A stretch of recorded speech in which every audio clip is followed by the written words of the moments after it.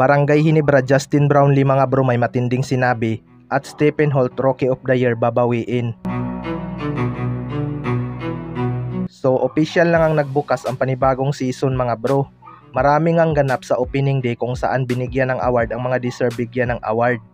Nakuha nga ni Junmar Fajardo ang kanyang pangwalong season MVP mga bro, at siya nga ang may hawak ng record na may pinakamaraming MVP. Humirit pa nga ito at sana next season daw ulit. Mahirap talagang talunin si Junmar Fajardo sa award na ito mga bro kapag healthy. Natalo lang siya ni Scottie Thompson ng isang beses sa award na ito noong nagka-injury si Junmar Fajardo.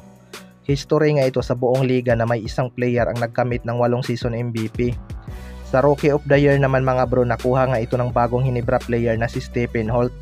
Ito walang duda mga bro, si Stephen Holt talaga ang may pinaka-impressive na performance sa kanilang draft class.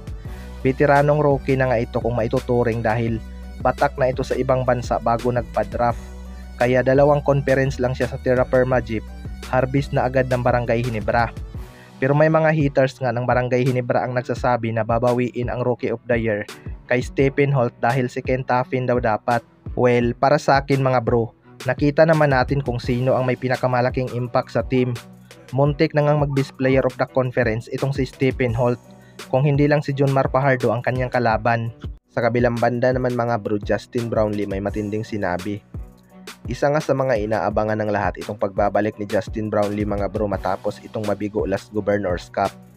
Maganda nga ang naipakita ni Justin Brownlee sa kanilang mga tune-up game kahit natalo sila sa TNT Tropang Giga. Nakatulong talaga ang kanyang stint sa IBL mga bro para magpakondisyon. Although maraming ang bago sa kakampi ni Justin Brownlee, pero may ilang araw pa naman sila bago ang kanilang debut game, kaya may panahon pa silang makabuo ng chemistry. Siguradong gigil na itong si Justin Brownlee makabawi sa Barangay Hinebra matapos ang ilang conference na hindi ito nakapaglaro. Ayon nga kay Justin Brownlee mga bro, gagawin niya daw ang lahat ngayong season kahit may mga mas bata pa sa kanya. Isa nga sa mga pinakamatinding kalaban niya ngayong season ay itong sina Allen Durham at Rondy Hollis Jefferson. Gusto nga ni RHG dipinsahan ang kanilang Governors Cup title, habang gusto naman ito ni Justin Brownlee mabawi.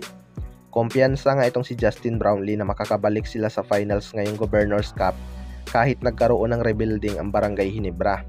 Hindi nga lang ito magiging madali, pero sanay naman tayo na hindi talaga madali ang mga laban ng Barangay Hinebra kahit sa standings. Bihira nga silang manguna pero magugulat ka na lang sila na ang nagkampiyon, diba? Kaya titingnan na lang natin. Kayo mga bro, ano masasabi nyo tungkol dito?